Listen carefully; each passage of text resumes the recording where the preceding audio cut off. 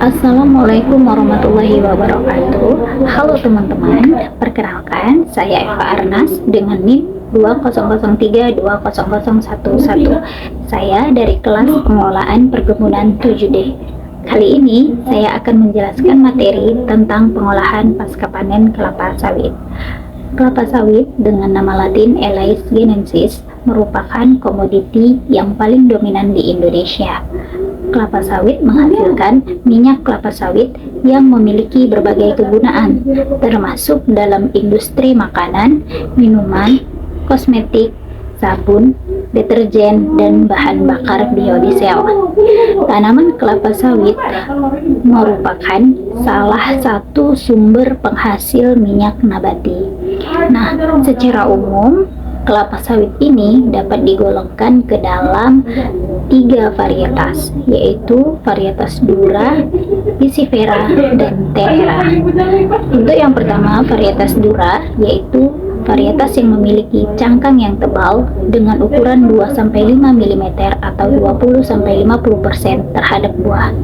Daging buahnya tipis, sekitar 20-50% terhadap buah. Kemudian rendemen minyaknya rendah. Hal ini dikarenakan daging buah varietas Dura yang tipis, sehingga rendemen yang diperoleh juga tidak banyak. Kemudian varietas yang kedua yaitu Pisifera. Varietas Pisifera memiliki cangkang yang tipis, daging buah yang tebal, dengan ketebalan 92-97% terhadap buah, dan rendemennya itu tinggi, tetapi produktivitasnya rendah. Kemudian varietas yang ketiga yaitu Tenera. Varietas Tenera merupakan hasil persilangan antara Dura dengan Pisifera.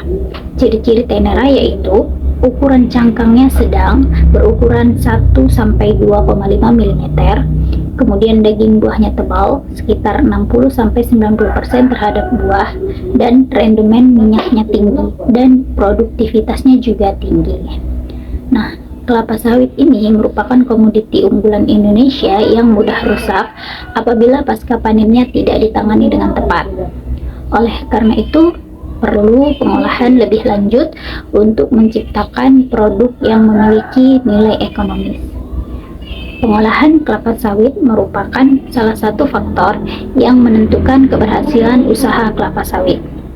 Daging buah kelapa sawit dapat diolah menjadi crude palm oil atau CPO, sedangkan bijinya dapat menghasilkan palm kernel oil atau PKO. CPO dan PKO dapat diperoleh melalui beberapa tahapan yang terbagi atas stasiun-stasiun pengolahan. Nah, stasiun pengolahannya apa aja ya? Ayo kita bahas ya. Untuk yang pertama, stasiun jembatan timbang. Tandan buah segar yang menjadi bahan baku produksi crude palm oil atau CPO dibawa ke pabrik pengolahan dan dilakukan penimbangan terlebih dahulu pada jembatan timbang. Jembatan timbang merupakan alat ukur yang sangat vital dalam pabrik kelapa sawit dan menjadi bagian yang terdepan. Timbangan berfungsi untuk mengetahui berat bahan baku yang masuk, yaitu dengan menghitung bruto atau berat TBS dengan alat angkutnya, kemudian menghitung tarah atau berat alat angkut kosong tanpa TBS, dan menghitung neto, yaitu berat bersih TBS tanpa menghitung berat alat angkutnya. Proses penimbangan ini terjadi 2 kali, yaitu pada saat alat angkut masuk ke pabrik dan keluar pabrik. Jembatan timbang dilengkapi dengan plat-plat dan load cell yang berfungsi sebagai sensor beban. Dalam pengoperasiannya, ada beberapa prosedur yang harus diperhatikan. Yang pertama, pastikan posisi kendaraan yang ditimbang berada di tengah-tengah timbangan. Kemudian yang kedua, pastikan mesin truk sudah dimatikan saat penimbangan karena getaran mesin dapat mempengaruhi hasil penimbangan, dan pastikan juga supir truk sudah turun dari dalam truk. Baik, untuk stasiun pengolahan yang kedua yaitu stasiun penerimaan buah. Nah, setelah TBS tadi ditimbang, kemudian TBS dibongkar pada lantai sortasi untuk dilakukan proses penyortiran atau pemilahan buah yang berkualitas baik dan sesuai untuk diolah lebih lanjut. Penyortiran ini berfungsi sebagai alat kontrol untuk mengetahui tingkat kematangan buah sesuai dengan standar kematangan buah atau fraksi buah. Nah, selain itu juga berfungsi untuk membantu tercapainya rendemen pabrik dengan melihat mutu buah yang masuk serta mengendalikan buah yang di luar kriteria. Umumnya, tingkat fraksi yang sesuai kriteria sebagai bahan baku yaitu TBS dengan fraksi 3 dan 4. Proses penyortiran dilakukan dengan cara melukai tandan buah, baik dengan cara memukul biji menggunakan tojok ataupun memotong menggunakan kapak. Buah yang memiliki kriteria yang sesuai akan dikirim ke stasiun loading ram, sedangkan yang tidak sesuai kriteria akan dikembalikan ke kebun tempat buah tersebut diambil dan sebelum itu ditimbang kembali taranya. Biasanya penyortiran dilakukan lebih teliti pada TBS yang diterima dari pihak ketiga atau TBS dari kebun luar, bukan kebun perusahaan. Nah, lanjut untuk stasiun berikutnya yaitu stasiun loading ram. Loading ram merupakan tempat penimbunan buah sementara sebelum dimasukkan ke dalam lori. Lori merupakan alat angkut TBS untuk menuju ke stasiun sterilizer atau perebusan. Pada pintu loading ram biasanya dilengkapi dengan sistem hidrolik yang berfungsi sebagai pembuka dan penutup pintu agar pengisian lori maksimal dan sesuai kebutuhan. Lori juga sebagai wadah untuk merebus TBS di dalam bejana sterilizer. Lori yang sudah terisi penuh dengan TBS akan langsung didorong menggunakan transfer carriage dan dimasukkan ke dalam bejana sterilizer untuk proses perebusan. Selanjutnya, stasiun pengolahan yang keempat yaitu stasiun sterilizer atau perebusan. Sterilizer adalah stasiun pengolahan kelapa sawit yang berfungsi untuk merebus buah kelapa sawit dengan bantuan uap panas atau steam. Steam diinjeksikan dari stasiun boiler dan pada umumnya steam bertekanan 1,8 sampai 2,0 kg per cm kuadrat dengan suhu 110 sampai 120 derajat Celcius. Buah yang sudah dimasukkan ke dalam lori yang berasal dari stasiun loading ram didorong menggunakan transfer carriage untuk dimasukkan ke dalam bejana sterilizer. Kemudian dilakukan pengaturan dan pembuangan air serta pembuangan udara yang tersisa di dalam bejana sterilizer agar tidak terjadi guncangan di dalam bejana. Perebusan dilakukan selama kurang lebih 90 menit atau tergantung pada kondisi buah. Adapun tujuan dari proses perebusan yaitu yang pertama membantu mempermudah melepaskan brondolan dari tandanannya. Kemudian yang kedua, menurunkan kadar pembuangan air. Dan yang ketiga, mengurangi peningkatan FFA. Dan yang keempat, mengumpulkan zat putih telur atau protein agar pemurnian minyak mudah dilakukan. Kemudian yang kelima, untuk melunakkan daging buah sehingga proses pengepresan dapat maksimal. Dan kemudian yang terakhir yaitu untuk mempermudah pemisahan daging buah dengan biji. Pada stasiun ini biasanya menggunakan sistem perebusan triple peak atau perebusan 3 puncak, yang dimana terbagi ke dalam 3 tahap. Tahap pertama dilakukan pembuangan udara dan pembuangan air dari TBS atau air kondensat. Kemudian tahap kedua dilakukan pembuangan udara dan penguapan air. Tahap ketiga dilakukan proses pematangan dan pelunakan daging buah. Nah, sistem triple peak ini dilakukan untuk mendapatkan hasil rebusan buah yang sempurna, mengingat kerapatan brondolan dalam tandan buah semakin padat. Dalam proses ini, pengaturan tekanan uap, pembuangan udara dan air harus diperhatikan agar tidak menghambat proses perebusan dan tidak menghasilkan losis yang tinggi. Waktu perebusan juga perlu diperhatikan karena lama waktu perebusan sangat berpengaruh terhadap rendemen yang dihasilkan. Perebusan untuk tandan buah segar biasanya lebih lama dibandingkan dengan tandan buah restan, dikarenakan tandan buah restan pori-pori buahnya sudah terbuka sehingga tidak perlu waktu yang lama untuk melunakkan daging buah. Kemudian yang kelima, stasiun pengolahannya yaitu stasiun pemipilan. Nah, setelah buah direbus, lori yang berisi TBS dikeluarkan dari dalam bejana sterilizer. Kemudian lori diangkat menggunakan hoisting crane, di mana hoisting crane ini berfungsi untuk membantu menuangkan buah yang sudah direbus ke dalam scraper conveyor. Hoisting crane bekerja dengan memutar lori sebesar 360 derajat sampai buah tertuang habis dari lori. Kemudian TBS yang sudah direbus akan masuk ke tracer yang akan diputar oleh elektromotor. Nah, dengan putaran ini maka tandan buah akan terbanting sehingga brondolan akan terlepas dari janjangannya. Sebagian besar pabrik kelapa sawit memiliki 3 tracing drum, yang dimana tracing drum pertama dan kedua berfungsi untuk pemipilan buah namun dengan kecepatan yang masih rendah, sedangkan tracing drum ketiga sebagai double tracing, yaitu pemipilan ulang tandan buah dengan kecepatan yang lebih tinggi agar pemipilan maksimal.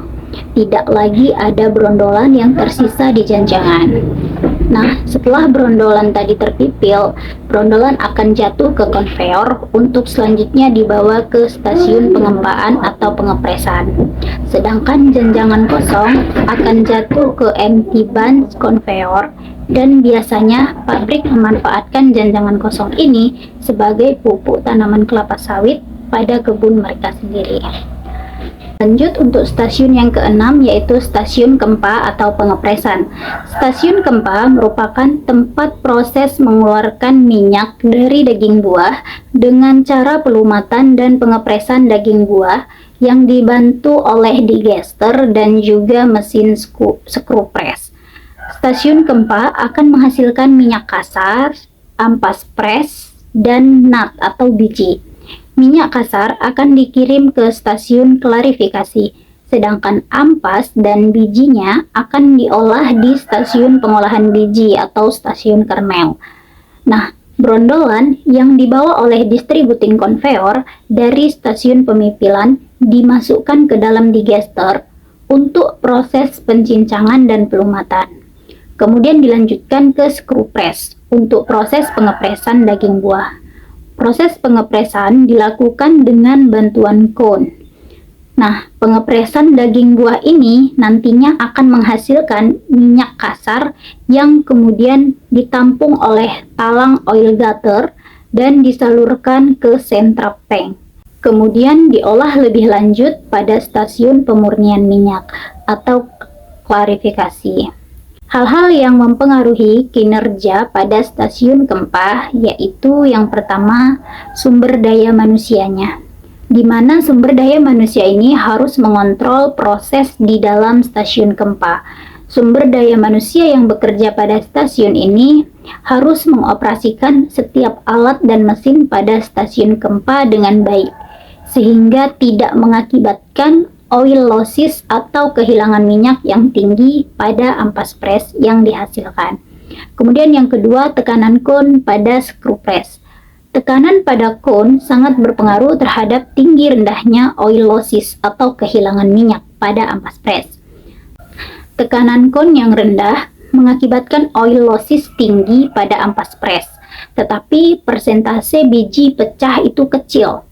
Dan sebaliknya, apabila tekanan cone itu terlalu tinggi, akan mengakibatkan oil losses pada ampas press itu rendah, tetapi persentase biji pecahnya itu tinggi. Nah, perlakuan tekanan cone itu tergantung pada kondisi buahnya. Kemudian yang ketiga, volume brondolan pada digester. Kuantitas brondolan di dalam digester harus mencapai 3/4 volume digester atau sekitar 75% penuh. Hal ini dilakukan supaya pisau-pisau di dalam digester mudah untuk menggesek ataupun mencincang brondolan. Apabila kuantitas brondolan melebihi 75%, maka akan berakibat pada tumpahnya brondolan saat proses pencincangan dan pelumatan. Kemudian yang keempat yaitu pemberian air delusi. Air delusi berfungsi untuk mempermudah proses pemisahan minyak dari daging buah. Temperatur air delusi harus dijaga dengan suhu 95 derajat Celcius. Oke, lanjut stasiun yang ketujuh yaitu stasiun klarifikasi atau pemurnian minyak. Minyak kasar yang diperoleh dari hasil stasiun pengepresan masih mengandung kotoran, air, pasir, lumpur, dan zat padat lainnya, sehingga perlu dilakukan pemurnian minyak untuk mengurangi kandungan tersebut agar diperoleh minyak yang bersih. Nah, proses pada stasiun klarifikasi yaitu pertama pada sentrap tank. Sentrap tank berfungsi untuk memisahkan pasir yang terbawa dalam minyak kasar. Sistem kerja sentrap tank yakni melalui proses pengendapan. Nah, kotoran-kotoran yang sudah mengendap di dasar sentrap tank dibuang melalui katup drain di bagian ujung dasar bawah.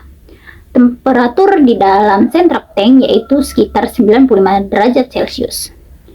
Minyak dari sentrap tank nantinya akan disaring menggunakan vibrating screen. Vibrating screen ini berfungsi untuk memisahkan minyak dari sisa-sisa serabut yang dapat menghambat proses pemisahan minyak. Serabut-serabut hasil pemisahan vibrating screen akan dikembalikan lagi ke bottom cross conveyor untuk diproses kembali di dalam digester.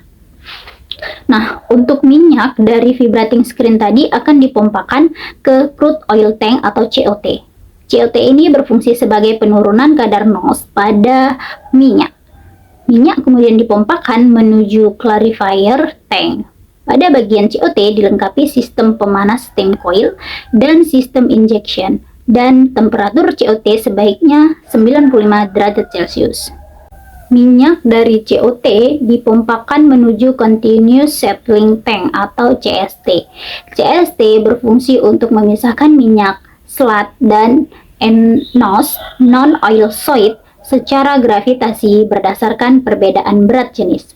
Di dalam Continuous Tank terdapat pengaduk yang bergerak dengan kecepatan 4 rpm. Panas yang harus dijaga dan dipertahankan sekitar 90-95 derajat Celcius. Nah, ketebalan minyak pada continuous tank sebaiknya itu 30-50 cm. Baru dilakukan pengutipan minyak dan akan dibawa ke oil tank. Kemudian, minyak dari oil tank dipompakan ke floater tank. Minyak dari floater tank kemudian masuk ke vacuum dryer. Vacuum dryer ini berfungsi untuk mengurangi kadar air dalam minyak. Minyak yang telah bersih dari bottom vacuum dryer selanjutnya dipompakan ke storage tank menggunakan oil transfer pump. Storage tank ini berfungsi untuk menyimpan sementara minyak produksi yang dihasilkan sebelum dikirim atau dijual. Suhu pada storage tank ini yaitu 40-60 derajat Celcius. Hal ini dilakukan agar minyak tidak beku di dalam storage tank tersebut. Nah, kemudian masuk ke stasiun pengolahan berikutnya, yaitu stasiun pengolahan slat. Slat, sisa hasil CPO ditampung di slat tank. Slat tank berfungsi sebagai tempat menampung slat sementara sebelum diolah di dekanter. Slat hasil pengendapan akan dipompakan ke balance tank. Kemudian slat akan diumpankan ke dekanter. Dekanter ini berfungsi untuk memisahkan fraksi minyak, crude oil, fraksi cair atau water phase, dan fraksi padat atau solid. Prinsip kerja alat ini adalah memisahkan ketiga fraksi dengan putaran kurang lebih 3500 rpm. Solid hasil dekanter akan dibawa ke solid hopper sebelum diangkut ke lapangan sebagai pupuk. Kemudian untuk water phase yang masih mengandung minyak ditampung di water phase tank. Pemisahan dekanter yang masih mengandung minyak akan ditampung di water phase tank dan dilakukan pengutipan minyak. Minyak yang keluar akan dipompakan ke monotank, sedangkan non-oil solid dipompakan ke decantage tank. Nah, minyak hasil pemisahan dekanter ini tadi dan juga slat separator serta hasil pengutipan patpit langsung mengalir ke monotank, kemudian akan dialirkan ke continuous tank untuk diolah kembali. Nah, pengendapan kotoran dan selat di monotank dibuang ke parit menuju patpit.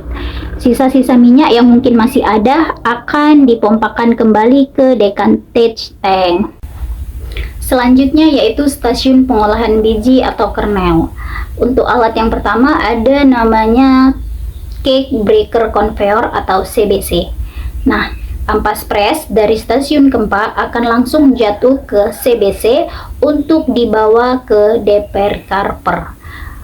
Ampas akan terhisap oleh sparating column untuk selanjutnya dibawa ke fiber siklon sebagai bahan bakar boiler, sedangkan nut atau biji akan jatuh menuju depercarper untuk selanjutnya dibersihkan serabut-serabut halus yang masih menempel melalui putaran depercarper 15 rpm.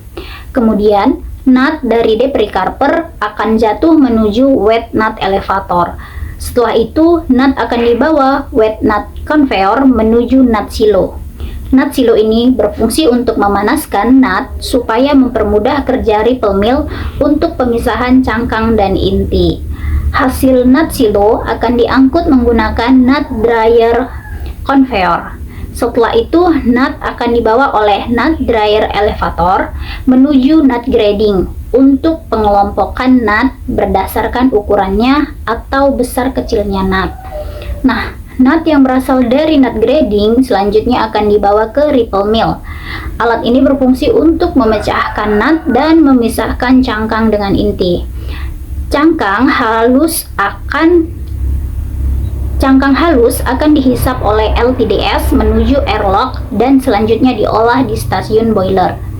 Inti yang masih terikut pada cangkang akan dikutip kembali di clay bed dengan bantuan media lumpur dari tanah liat.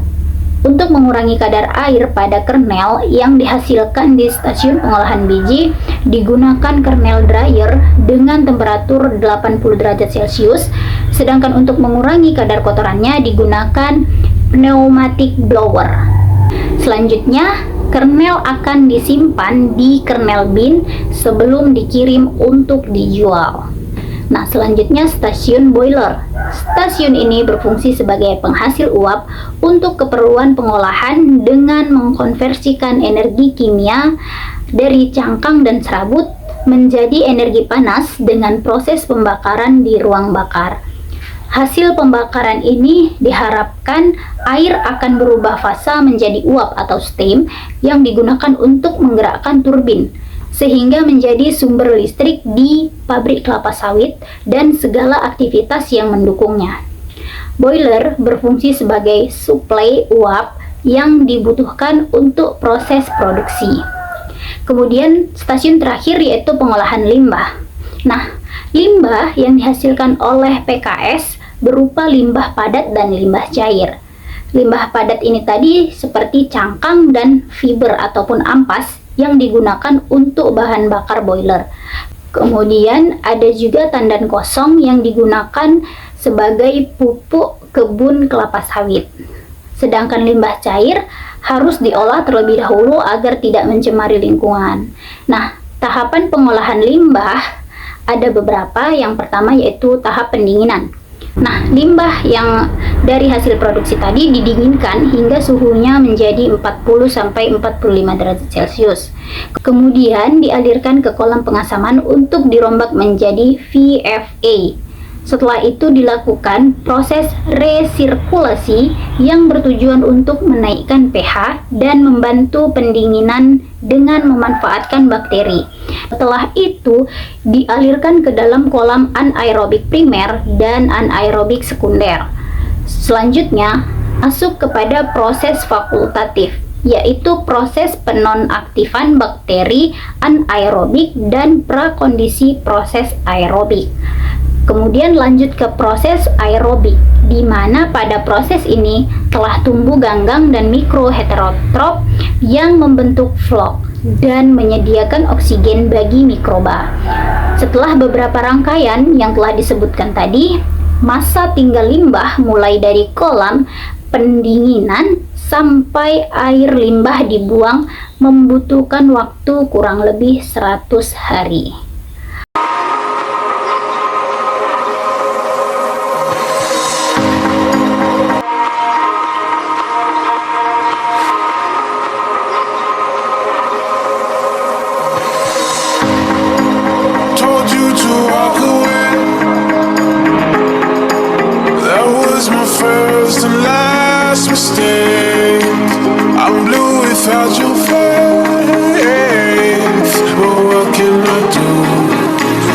just a sinking ship, and you're just a pair of lips that I've lost in the moment.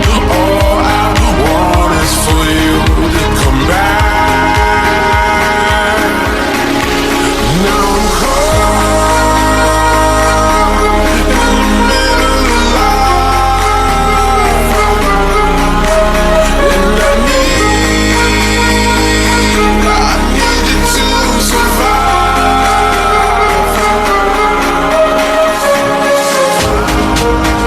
Whoa,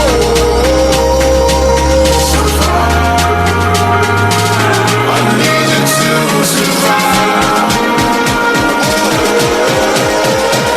Without you by my side, I can't survive.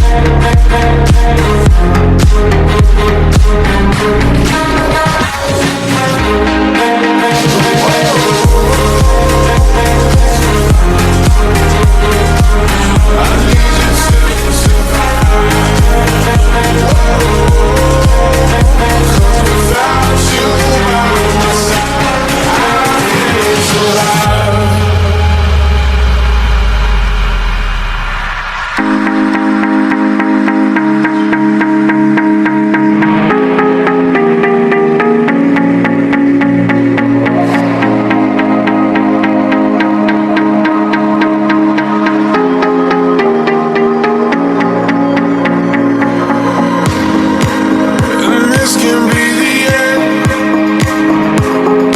I won't just settle for being your friend. Our broken bond is not too late to mend. But what can I do? 'Cause I'm just a sinking ship, and you're just a pair of lips that I've lost in the moment. All I want is for you to come back. Now I'm caught in the middle of life, and I need you to survive. She said, boy, I want you to walk right.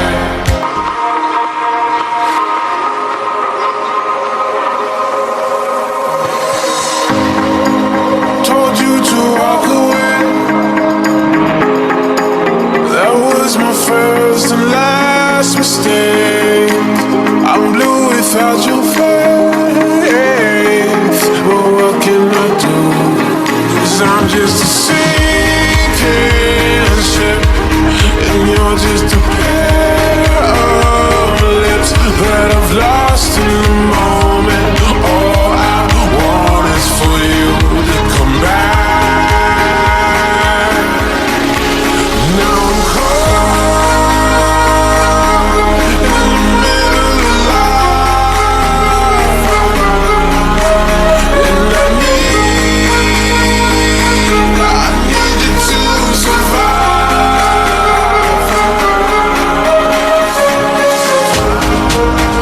Whoa,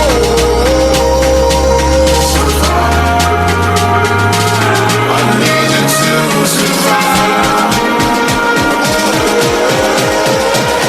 Without you by my side, I can't survive.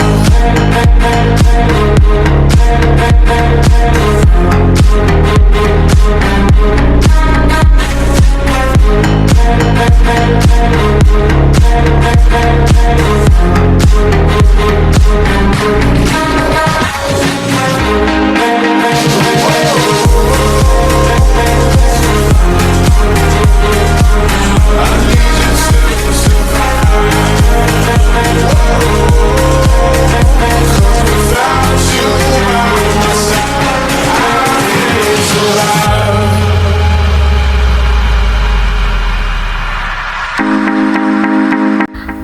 teman-teman, sekian penjelasan materi yang dapat saya sampaikan pada hari ini. Semoga bermanfaat ya.